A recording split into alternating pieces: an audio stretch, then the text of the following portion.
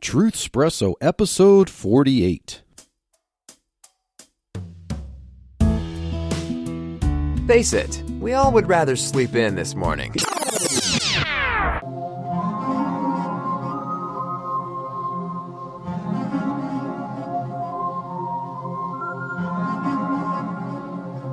We interrupt your regularly scheduled Truth Espresso episode to bring you the COVID files.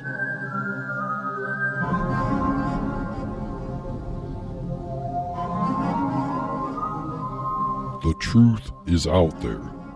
I mean, it's really, really out there. I mean, it's so out there, it's totally ridiculous.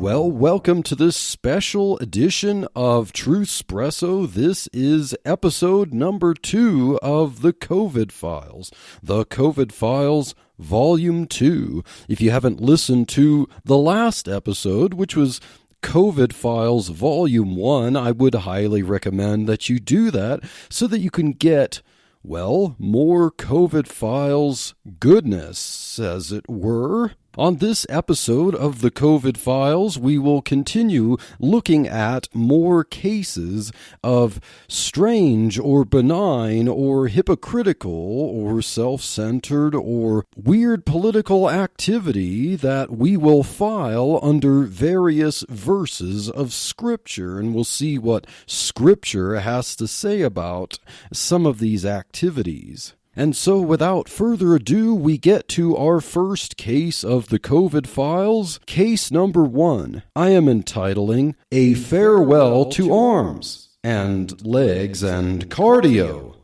On Sunday, March 15th, 2020, like many municipality, county, and state governments, the New York City government requested that everyone in the city stay in their homes. Because of the breaking COVID-19 pandemic and the initial catastrophic estimates that the early models predicted, the recommendation was that everyone only go out for essential things like shopping for groceries, going to the hospital as needed, or work if it couldn't be done from home. On Monday morning, March 16th, New York City Mayor Bill de Blasio went to the YMCA during the lockdown request to work out in the gym. Now, granted, the request was not officially an executive order by the governor until 8 p.m. that day, but still, if a government official is going to be a part of telling people what they should stop doing for the sake of spreading a virus, he really should lead by example.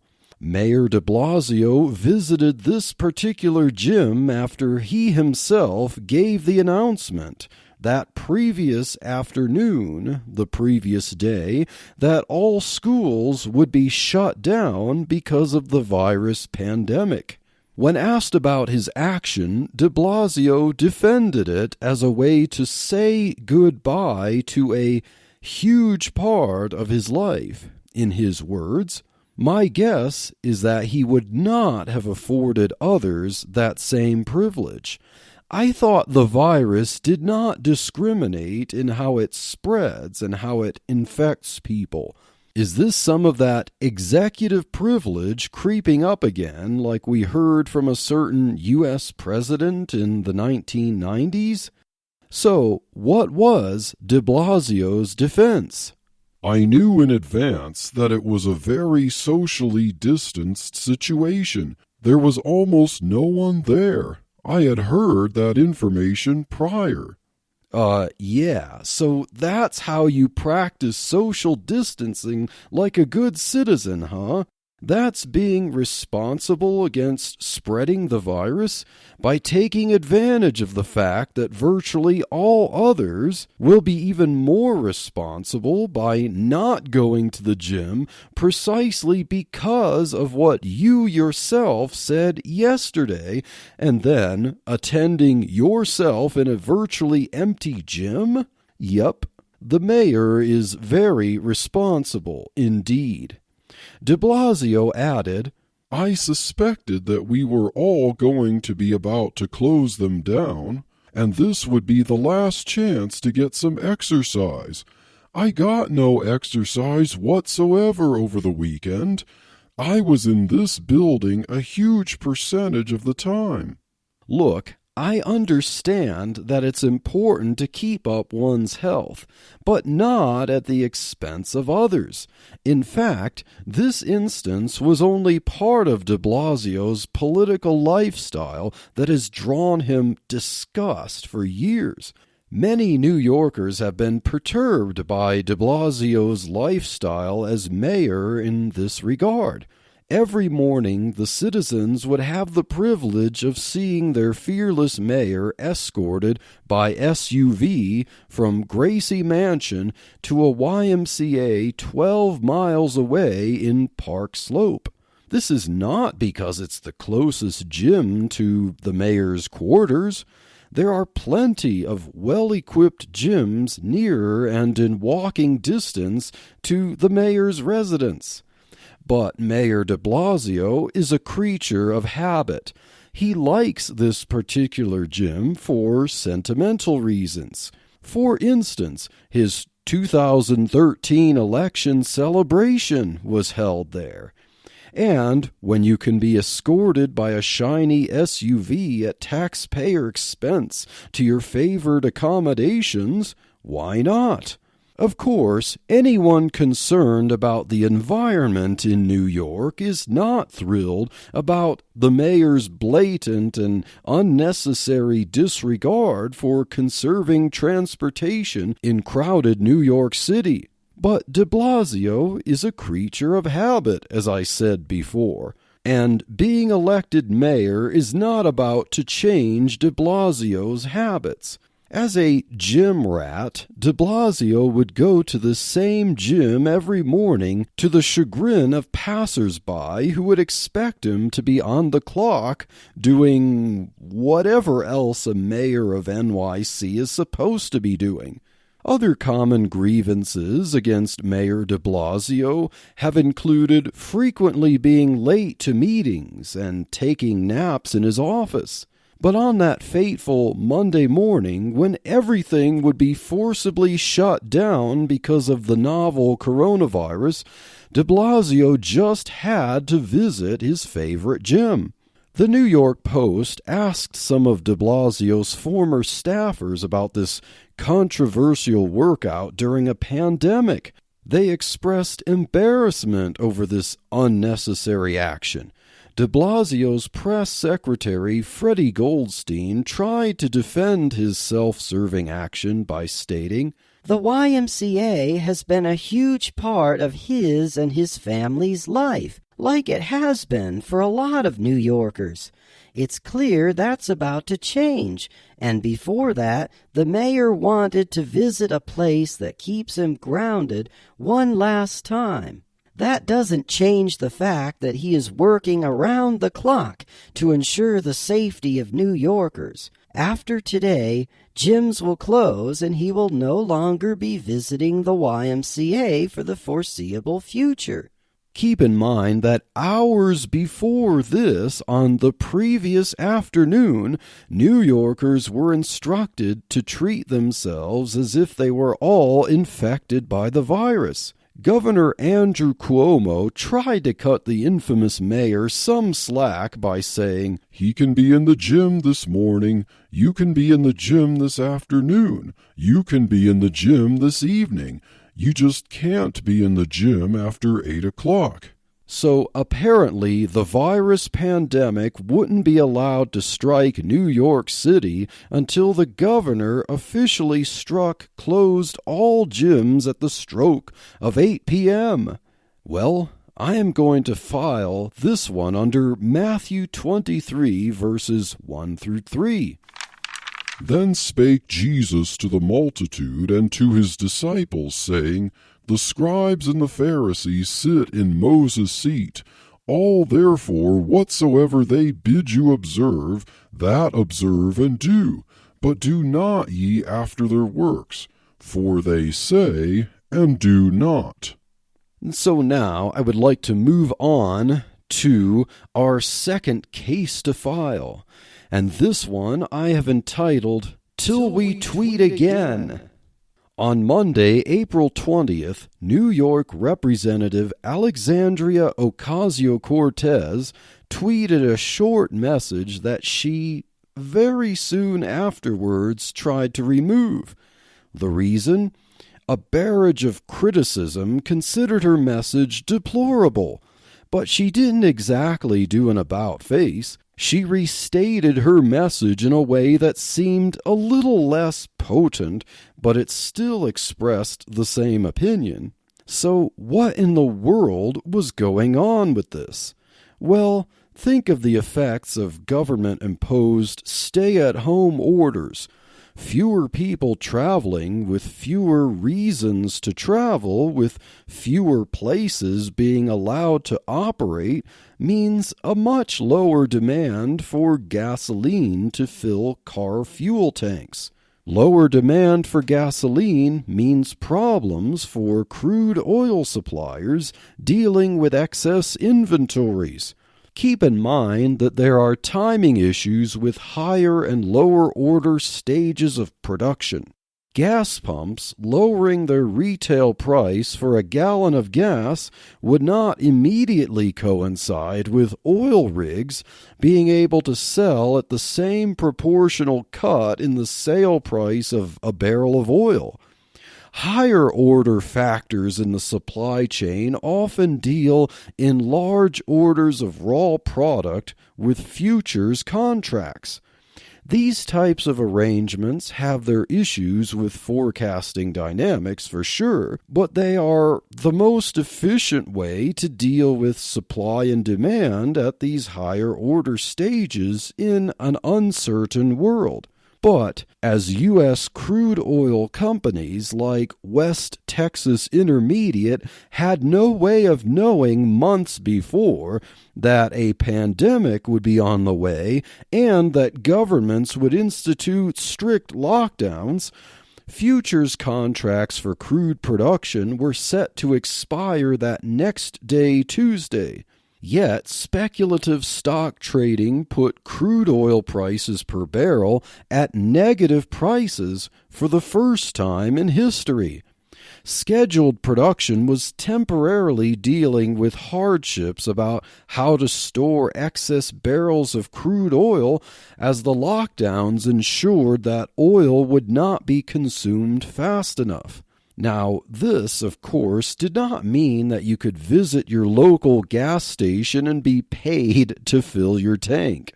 The negative crude prices on paper would be short-lived. Yet some idealist politicians who live only in the ivory tower of their grandiose plots to reshape society according to their own fairy tales might look at a bad situation and think it's good for their goals. Enter Democratic Socialist Alexandria Ocasio-Cortez, also affectionately known as AOC. A certain Brandon Smith with a Twitter handle of muckrakery tweeted, "Oil prices now at negative values, meaning oil producers have to pay people to take it off their hands and store it because when demand plunges, like now, that is less expensive for them than building more storage and or shutting wells down." Mr. Smith seemed elated at news that could have signaled problems for the livelihoods of many people working in this sector of the economy. AOC tweeted in reply to follow up, "You absolutely love to see it.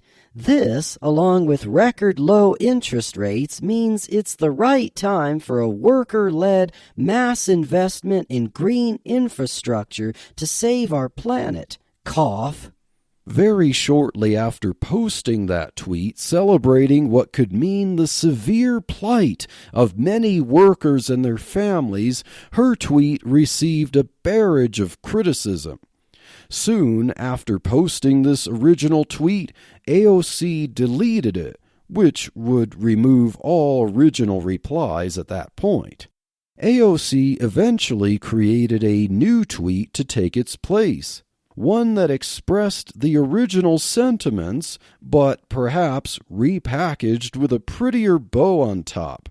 The new tweet read as follows: "This snapshot is being acknowledged as a turning point in the climate movement. Fossil fuels are in long-term structural decline. This, along with low interest rates, means it's the right time to create millions of jobs transitioning to renewable and clean energy, a key opportunity." No obnoxious coughing necessary in this new tweet message. Of course, the replies to this new tweet would constantly repost the original message to let AOC know that the internet has no paper trail shredder. The internet has a long memory. The backlash of comments relentlessly reminded AOC that she had cheered on the destruction of jobs and livelihoods to working-class Americans that she claims to support. This same AOC has convenienced herself by flying in an airplane for shorter distances that could have consumed less oil by taking the train.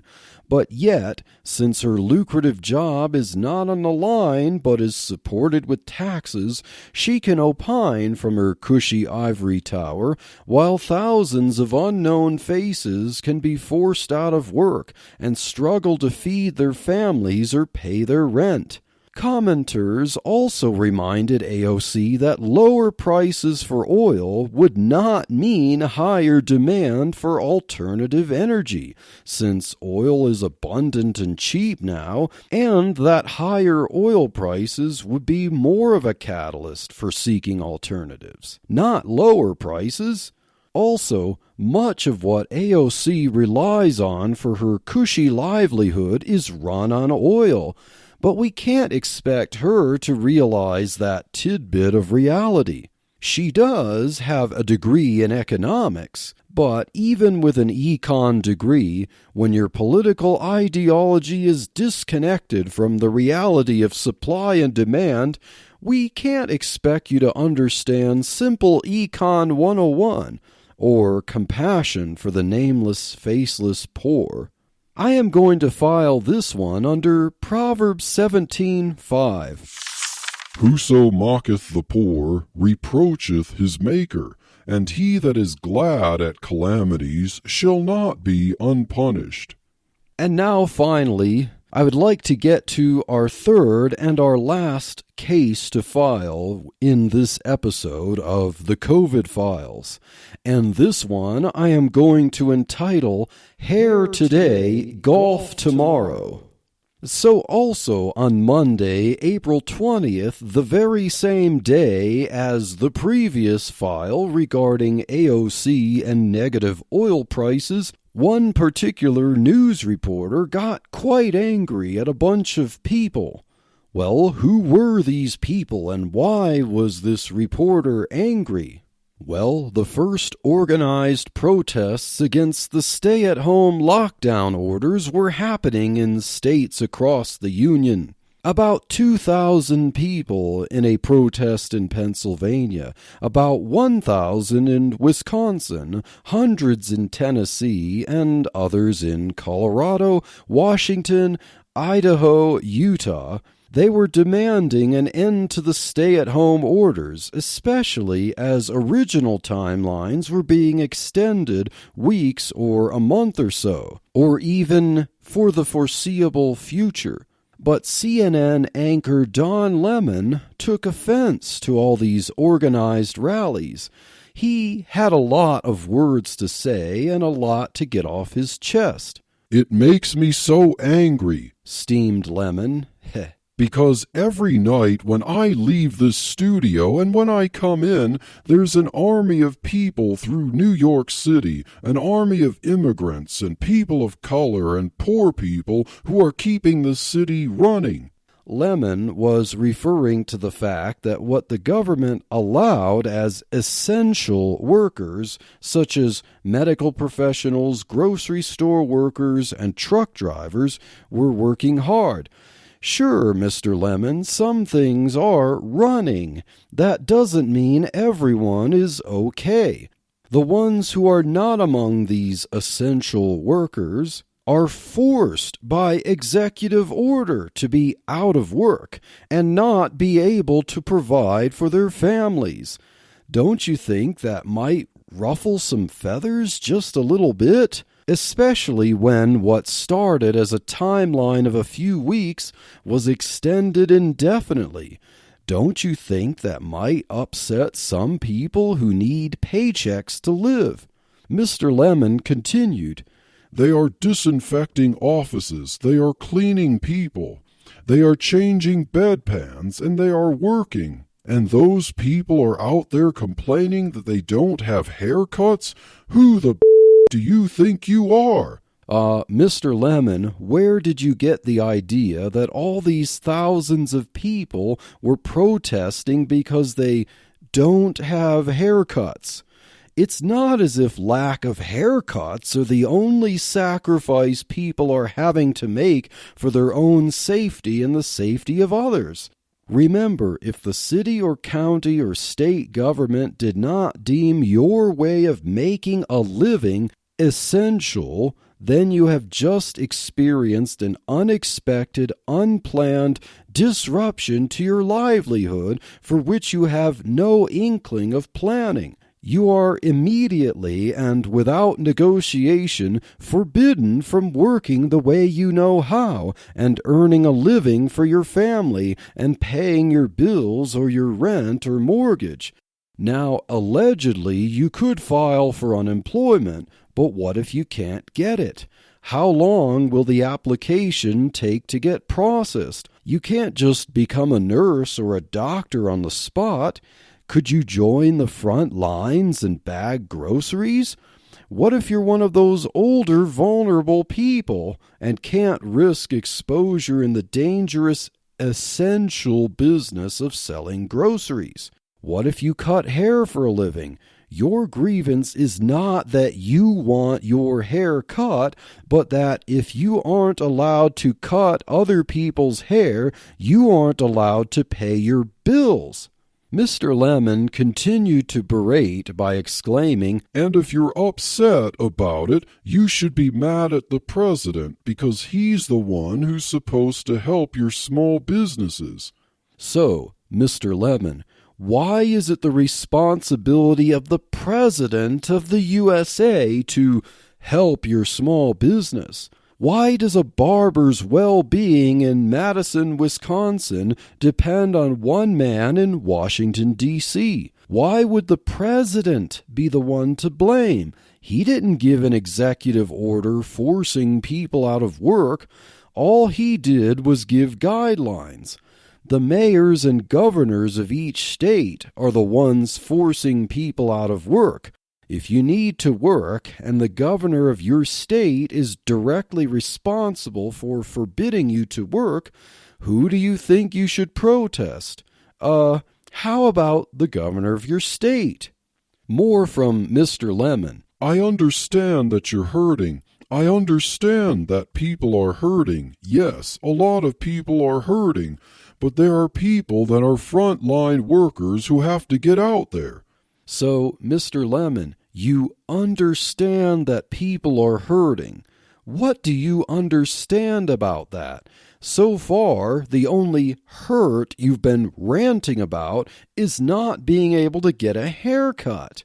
Did you see the protesters in Pennsylvania holding up signs saying, "No more shag, reopen PA," or "Buzz or bust," or something like that? Perhaps you weren't seeing the same protests that others were seeing. No, I saw signs that said, "Work, not welfare," and "Get PA back to work," and "All business is essential," and "Church is essential," and "Wrongfully oppressing livelihoods with fear," playing off Governor Tom Wolf's last name. I've searched and I've seen nothing about haircuts specifically. If there were, they probably came from barbers and salon owners who, shock of all shocks, actually need to make a living. Here's more of Lemon's angry wisdom. You're slapping the faces of the people, the healthcare workers, who put their lives on the line every day because you want a haircut, you want to go play golf. No, Mr. Lemon, they want to work so that they can get a paycheck. They need to pay their bills. They're not slapping the faces of anyone. It is the mayors and governors forbidding work and forcing mass unemployment programs that are slapping the healthcare workers and the grocery store workers and the truck drivers in the face by making them essentially wage slaves to support everyone else. And no, I don't see the protesters sobbing that they can't get a haircut or play golf.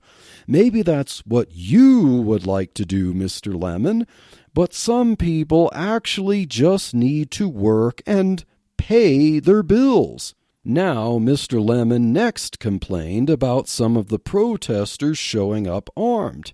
Yes, it is understandable to feel threatened or uncomfortable about that. Perhaps some of them were rude and unruly. Perhaps bringing arms was unnecessary and appeared to be the threat of violence. But think about the predicament. If these people simply tried to work and earn a living, they could be staring in the face of armed people in uniforms. So if these protesters simply put on a show, gently requesting a change from their governor, perhaps the seriousness of the situation would be lost. What would compel otherwise peaceful, law-abiding people at least to exhibit the potential for violence? Maybe having their livelihood and dignity stripped away at a moment's notice and the dire consequences extended indefinitely. Mr. Lemon, let me return you my own rant. Mr. Lemon, you also said, I have to keep my composure because I want to keep my job. A job, sir, is precisely what this whole rant is all about. You ended by whining, In the meantime, there are people who are keeping your cities going, keeping your loved ones alive, and you want to get a haircut? Who the do you think you are? What is wrong with people? I don't understand. What is wrong with people? Stay at home. Mr. Lemon, you're going to assume the worst about people and accuse them of threatening violence because you think they just want to get a haircut or go golfing? Well, who do you think you are? As you said, every night when I leave the studio and when I come in. You know what that is? A job. Have you forgotten, sir, that you have a job that pays you money to live? And I'm sure the CNN studio pays you a lot more for this job than the average person protesting for the right to hold a job. In fact, you're getting paid a pretty penny to rant your opinion, while these thousands of job-deprived citizens aren't getting paid to voice theirs. Who do you think you are? And you think they should all turn their grievances toward one man, the President of the United States, as if he is responsible for directing free money into their pockets in an instant to preserve their livelihoods? Who do you think you are? And as you get the privilege of going to your cushy job that hasn't been taken away by force, you're going to yell at people who have a will to survive and the skills to support themselves and their families. But they're threatened with guns if they try to survive by working what should be their jobs honestly and carefully, and you think that the protesters are the ones slapping the faces of the healthcare workers? If you expect the federal government to support tens of millions of people on unemployment without a clear expiration date, do you understand what a tremendous tax burden and cost that would be on those essential workers, to be forced to bear the entire economy on their shoulders? Oh, but you don't have to think about these things because you have a job. You get paid to rant. You are distanced from the needs of other people, and you have no clue about real economics. If you had to deal with the fear of uncertainty, the erosion of life savings, the loss of personal dignity, or even potential starvation, perhaps you just might understand people. What is wrong with news anchors? I don't understand them. There, I said it. End of counter rant.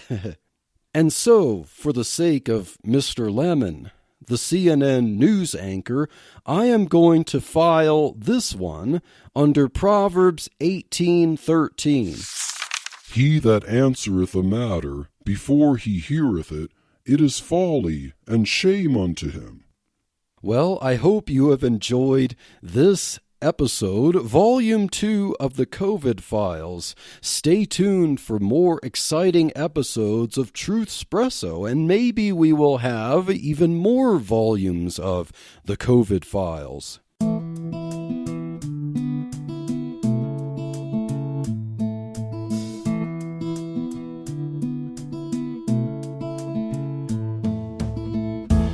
Thank you for waking up with Truthspresso.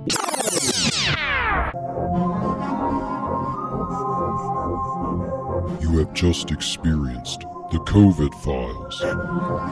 The truth was out there. Did you get it? Was it really, really out there?